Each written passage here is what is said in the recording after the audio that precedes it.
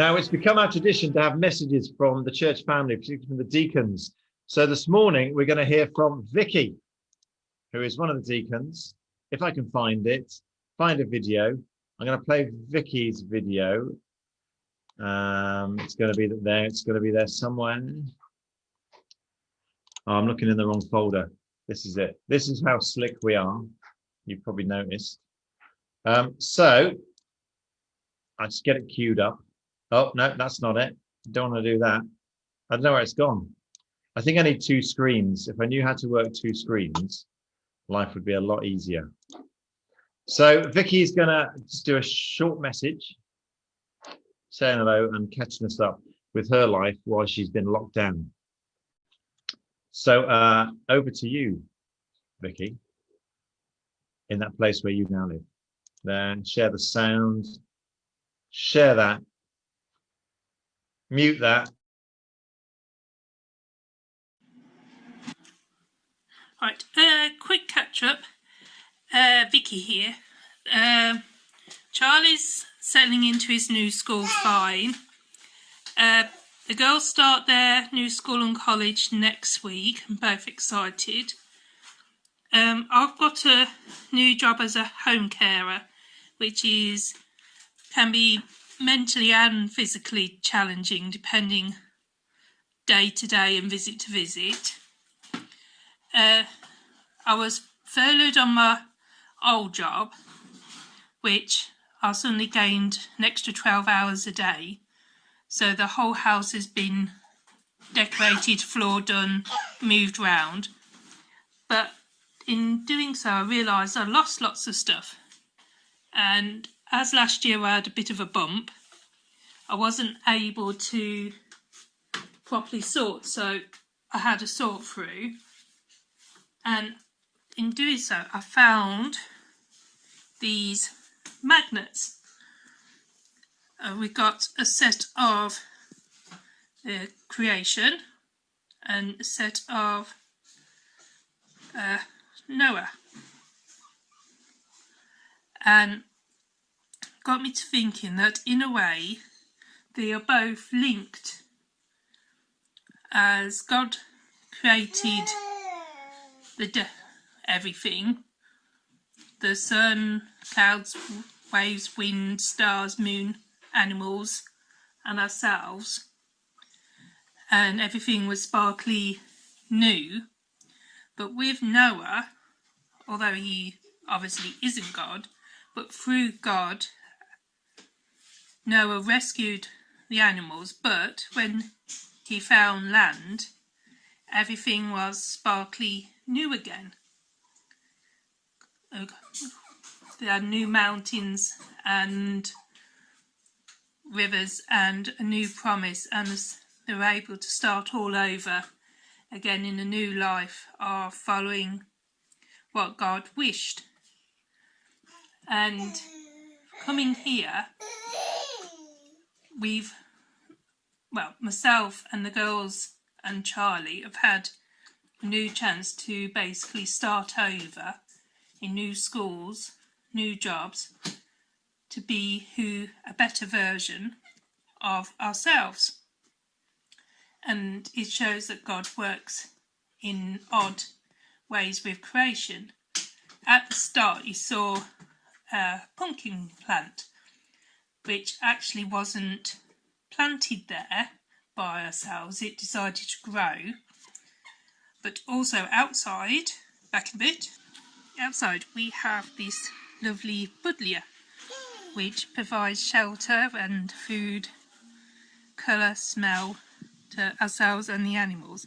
But it is, in a way, growing where it shouldn't. As you can see, it's through the slabs. But if it didn't grow, there'd be many, many bees and butterflies without food, and we wouldn't have the lovely purple flowers to look at and see. So it shows that no matter what, God is here, he will find a way, and his work is more than beautiful. And there's Loki. Up to mischief. Edith. Edith.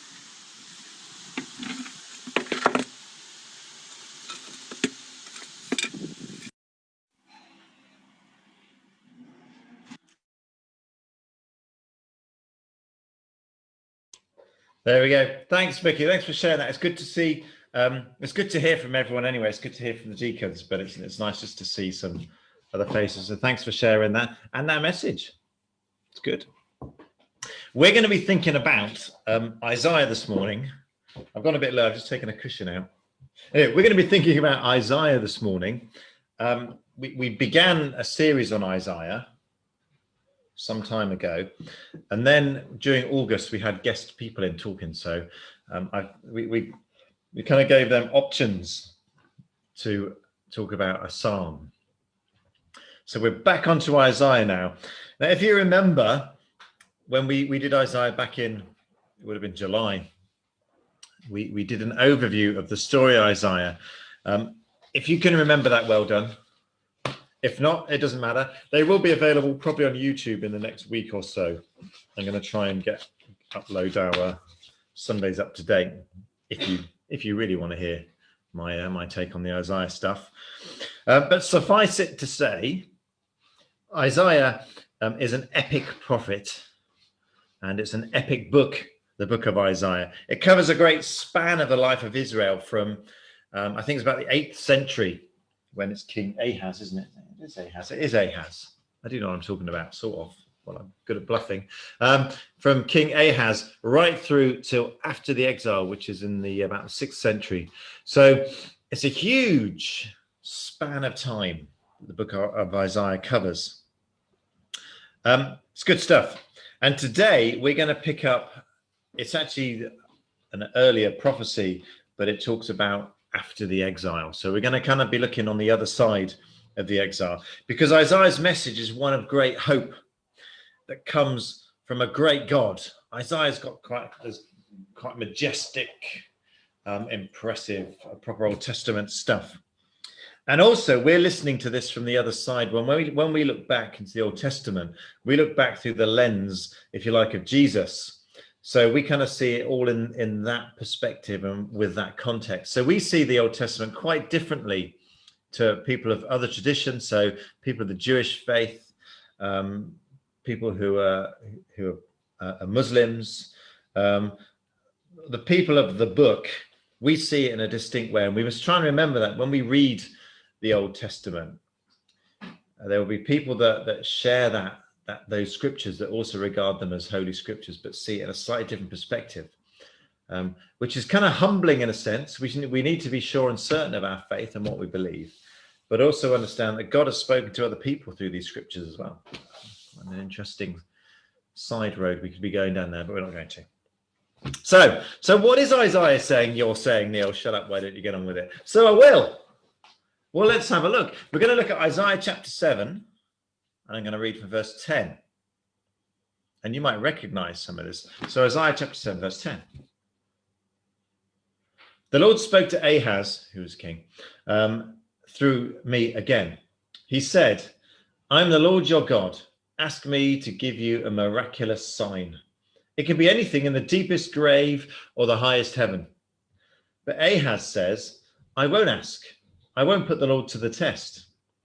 Then I said, listen, you members of the royal family of Ahaz, isn't it enough for you to test the patience of humans? Are you also going to test the patience of my God?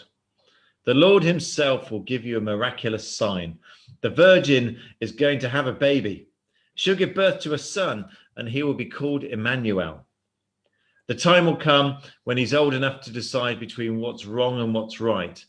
By that time, he'll have only butter and honey to eat. But even before that happens, the lands of the 2 kings you're afraid of will be completely destroyed.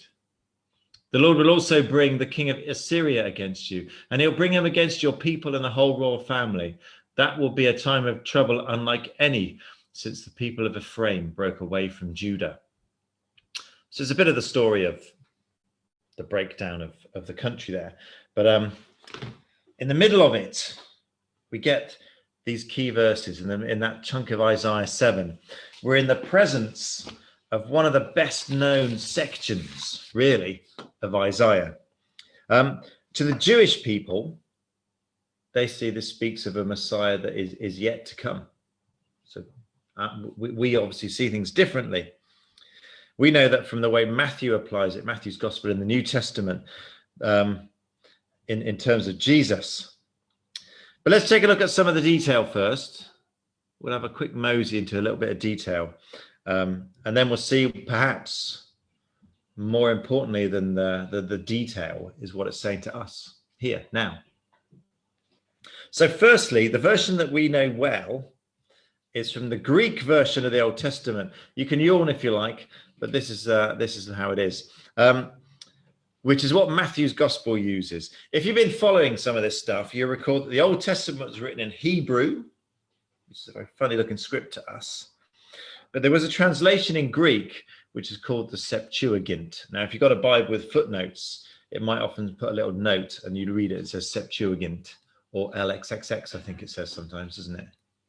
I can't do the maths. Yeah, that would be 70 or something. Yeah. So anyway, so the Septuagint was a translation of the Hebrew into that version of Greek. And the Septuagint sometimes puts a different slant on things, because as soon as you translate something, as we've talked about before, as soon as you translate something, you change it, and the meaning can very often and very easily slightly slip. So it's a bit like when you're in another country, some gestures in this country are fine and in other countries are quite offensive, and vice versa. And it's the same with words. A word that you might use sometimes has a slightly different meaning, a slightly different angle on it. Anyway, so in the Hebrew, who's going to conceive? It's a young woman, actually. I mean, I know that translation is close to the Septuagint. The Hebrew word is a young woman, could be anyone. The Septuagint, the Greek translation, was far more specific and narrowed it down to say a virgin would conceive. And this is what the Christian tradition has based it on. And that's where the Christian tradition gets this idea of the Virgin Mary. So there you go. That's all down to a subtle difference in the translations. And you can take from that what you like.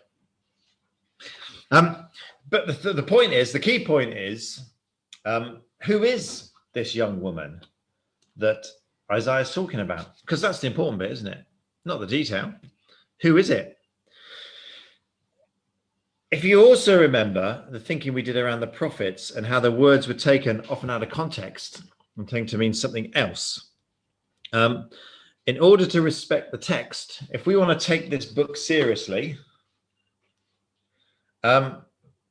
we've got to look at what we think the writer was trying to get at. Not just, well, I think it means that, therefore it does, the end.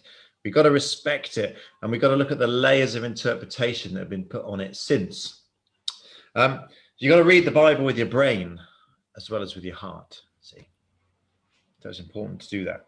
Anyway, what was Isaiah thinking? Does Isaiah regard this as a distant future prediction? Well, maybe. It's been argued that Isaiah was talking about his own wife here. His wife would conceive and have a son. It's not unknown for God to use the prophets' families as part of the prophecy. I mean, I guess the most obvious one is Hosea, who had a terrible marriage, terrible marriage. And God used that as an example of God's relationship with his people. Because he said, it's just like that. Look how you're getting on. This is what you're like. This is how you treat me. So, and there's also prophets, I can't remember which ones now, who named their children certain things because God says, this is the sign. So it's possible that at this point, Isaiah is thinking, well, it's my wife who's going to have a child and will be the sign. Another option that some people have argued is that it's perhaps the wife of King Ahaz. It will be her son, her child will be the sign. So you just got to be aware that there are other ways of looking at it. We found this, I guess, particularly when we were looking at the idea of the devil, and people took a verse and said, well, that's clearly about the devil. And when you read it, well, actually, clearly it isn't. But I think in this particular context, it's not clear. And I think it could be interpreted in this way. So I think for us, it's highly possible, if not likely, that Isaiah is talking symbolically about things as a future event. Something will happen. I mean, it's arguable also that he's talking about the community of faith, that from the community of faith, the Messiah will come. But the traditional Christian interpretation, which is what I would go with in this instance myself, I wouldn't always, is that this 8th century BCE prophet, 8 centuries before Jesus was born, this prophet saw somehow what God was going to do through Mary and through Jesus. And for us as followers, this sign is deep and it's high. It's as deep as the world of the dead, and it's as high as the heavens above. And this news is significant because it affects everything and everyone and everywhere, because this child is to be Emmanuel. Now, if you've been with us over the angelic discourses a few months back, you'll know that you'll have picked up the name El, E-L, which is often used within longer names as kind of a compound name, and it means God. And there's no one else in the Bible given this title. There's no one else who's called Emmanuel. Often there's names that are shared and pop up regularly. Emmanuel doesn't, and Emmanuel means, as I'm sure you know, God with us. God with us. Not in heaven, not above and beyond us, not lording it over us, not sending memos or armies to sort us out. God with us. And the sign is the person, and the sign resides in the presence of that person.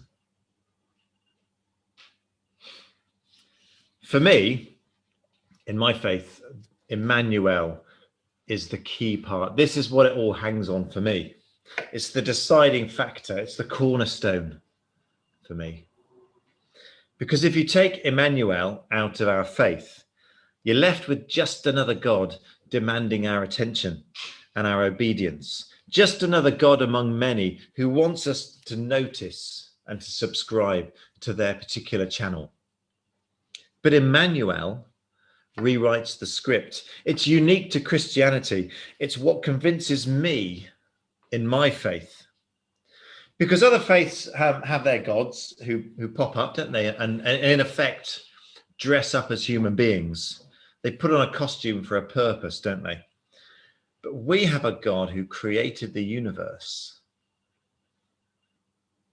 and then puts deity aside and takes on humanity. The Word became a human being and full of grace and truth lived among us. The New Testament goes into more detail elsewhere, but this is the essential statement. This is what it boils down to.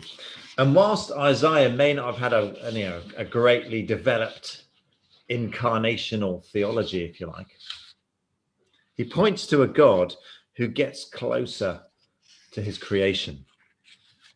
Isaiah sees the circle turning, and if you follow the arc of the story, it begins in a garden, doesn't it? Back in the Garden of Eden, God walks with us in the cool of the evening. God walks and calls out, "Where are you, Adam, Eve? What are you doing? What's going on?" And then there's this great falling away, literally and metaphorically. The human race journeys into the wilderness, away from God, and things don't go so well.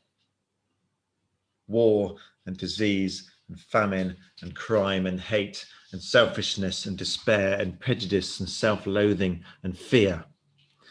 All symptoms of a people who have lost their way. A people who've lost touch with life and with love. And who've just kind of gone their own way. And how can you bring that all back then?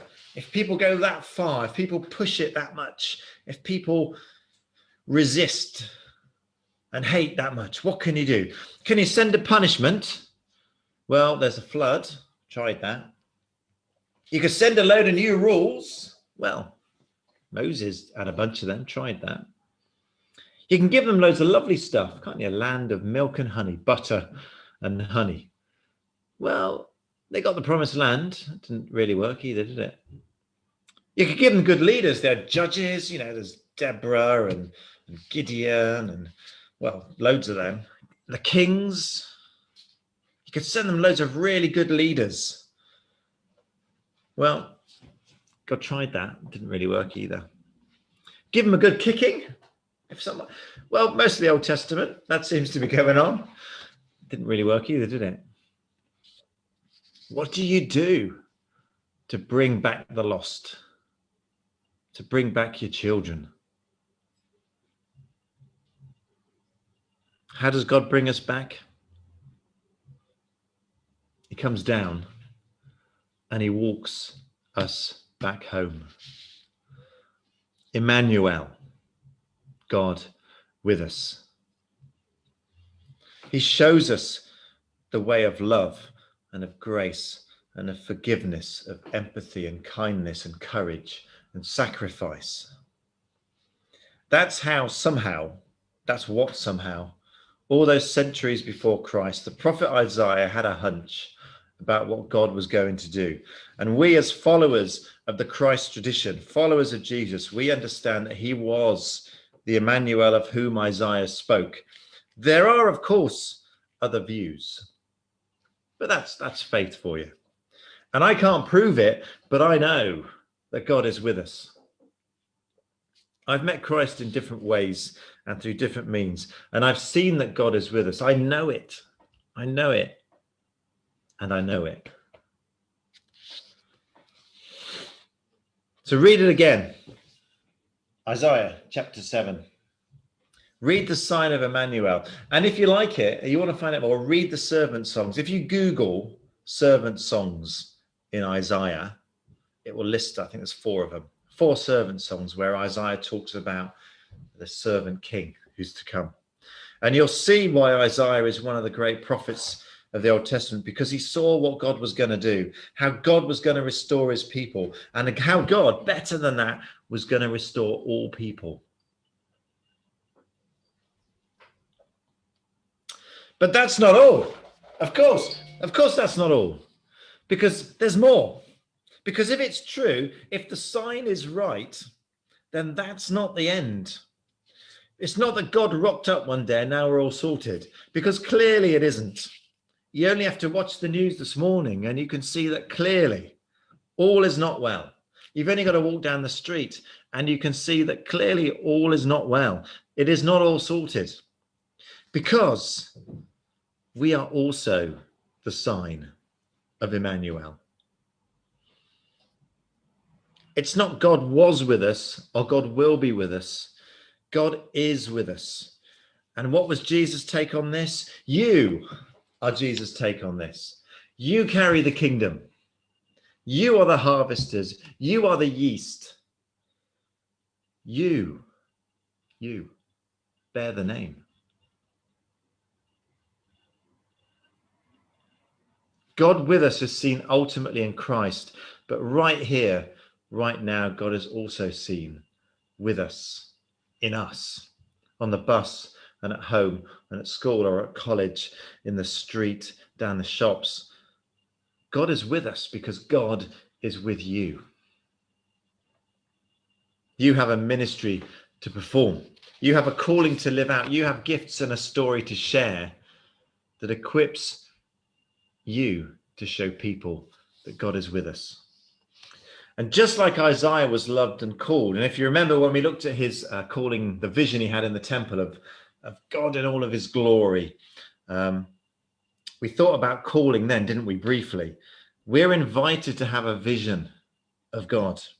Now, for some people, that will be lost in kind of mystical awe and wonder. For other people, it will be seeing Christ in the day-to-day, in the ordinary. For most of us, it's a bit of both every now and then. But we have a vision of God. Live it out. And however that is lived, if it is lived out, it will show fruit. You're not in it for what you can get out of it. We're in it because God so loved the world that he gave his only son. That's why we're in it. We're responding to that love, but actually the gifts that come out of that, if you live it out, it will show fruit. In Galatians 5, love, joy, peace, patience, kindness, goodness, faithfulness, gentleness, self-control. Who doesn't want them? Who wouldn't want that oozing out of every pore and oozing all over people around you? What if we lived in a place, in a home or a church community or a community or a world that was full of love and joy and peace and kindness and goodness and faithfulness and gentleness and self-control? Who wouldn't want that? Well, that's probably one or two people, world leaders I can think of right now aren't bothered. But anyway, what normal person wouldn't want that?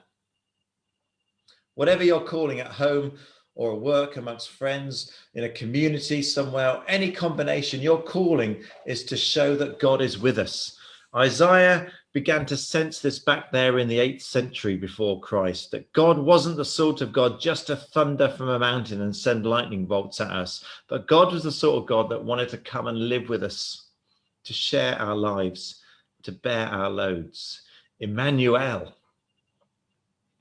God is with us.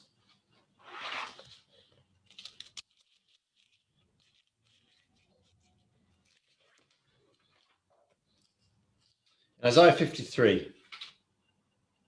Who's believed what we've been saying? Who's seen the Lord's saving power? His servant grew up like a tender young plant. He grew like a root coming out of the dry ground. He didn't have any beauty or majesty that made us notice him. There was nothing special about him, about the way he looked that drew us to him. People looked down on him. They didn't accept him, but he knew all about sorrow and suffering. He was like someone people turn their faces away from. We looked down on him. We didn't have any respect for him. He suffered the things we should have suffered. He took on the pain that should have been ours. We thought God was punishing him. We thought God was wounding him to make him suffer. But the servant was pierced because we had done wrong. He was crushed because we'd done what was evil. He was punished to make us whole again. His wounds have healed us. Amen.